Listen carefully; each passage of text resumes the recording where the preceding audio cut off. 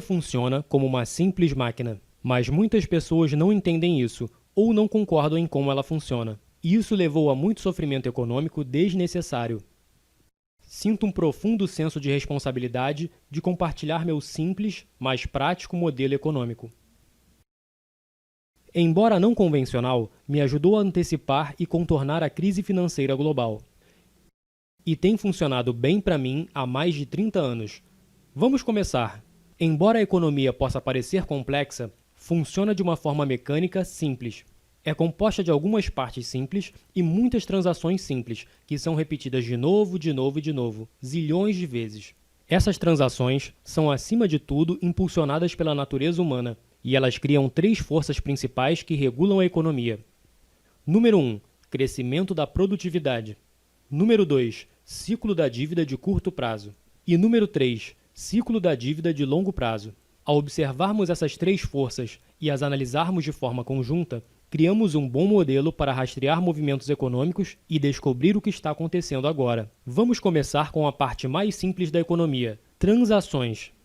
Uma economia é simplesmente a soma das transações que a compõem. E uma transação é uma coisa muito simples. Fazemos transações o tempo todo. Toda vez que você compra algo, cria uma transação.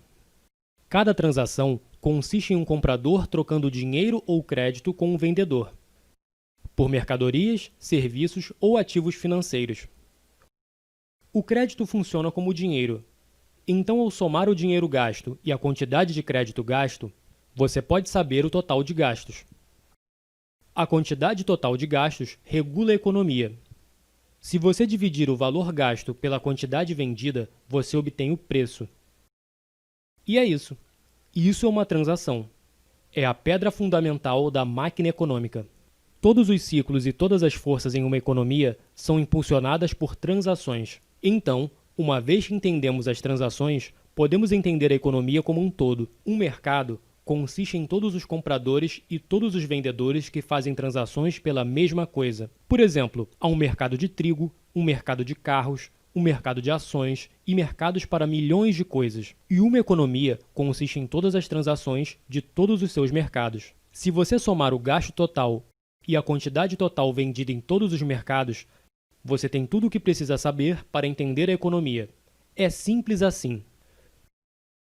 Pessoas, empresas, bancos e os governos, todos se envolvem em transações da maneira que acabei de descrever. Trocam dinheiro e crédito por produtos, serviços e ativos financeiros. O maior comprador e vendedor é o governo, que consiste em 2 partes importantes: um governo central que cobra impostos e gasta dinheiro, e um banco central, que é diferente de outros compradores e vendedores, porque controla a quantidade de dinheiro e crédito na economia. Ele faz isso influenciando as taxas de juros e imprimindo dinheiro novo. Por esses motivos, como veremos, o Banco Central é um ator importante no fluxo de crédito. Eu quero que você preste atenção ao crédito. O crédito é a parte mais importante da economia e provavelmente a menos compreendida. É a parte mais importante porque é a parte maior e mais volátil. Assim como compradores e vendedores vão ao mercado para fazer transações, fazem os credores e devedores. Credores geralmente querem transformar seu dinheiro em mais dinheiro, e os devedores geralmente querem comprar algo que não podem pagar, como uma casa ou um carro, ou querem investir em algo como iniciar um negócio.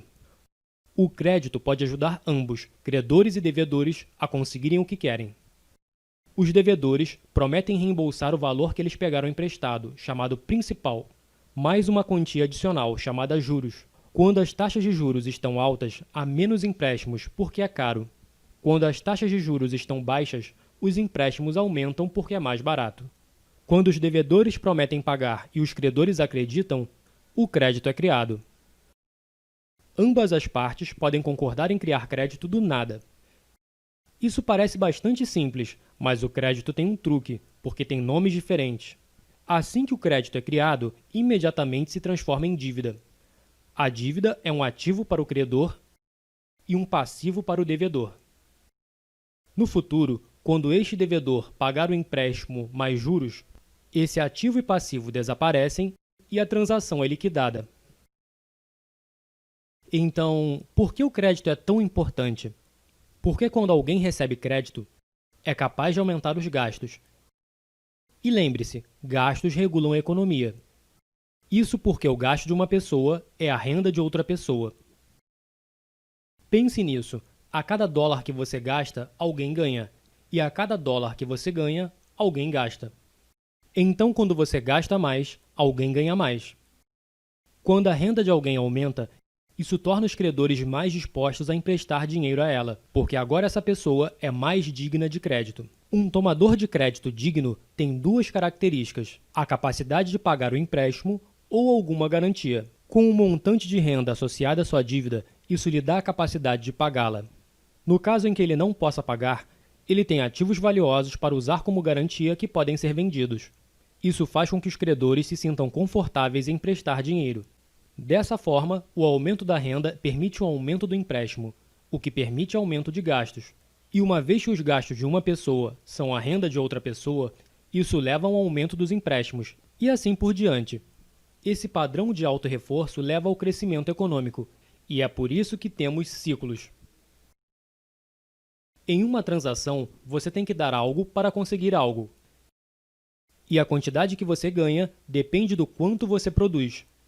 Ao longo do tempo, aprendemos que o nosso conhecimento acumulado aumenta nossos padrões de vida. Chamamos isso de crescimento de produtividade.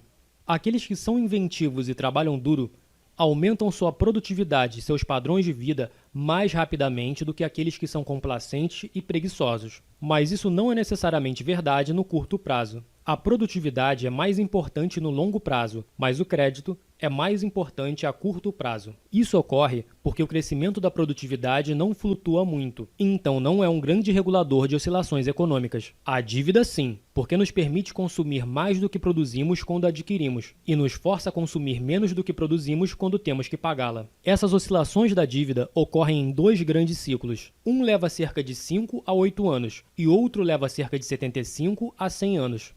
Bem, a maioria das pessoas sente os balanços, mas normalmente não os veem como ciclos, porque elas veem de muito perto, dia após dia, semana após semana. Nesse vídeo, vamos dar um passo atrás e olhar essas três grandes forças e como elas interagem para compor nossas experiências. Vamos nessa!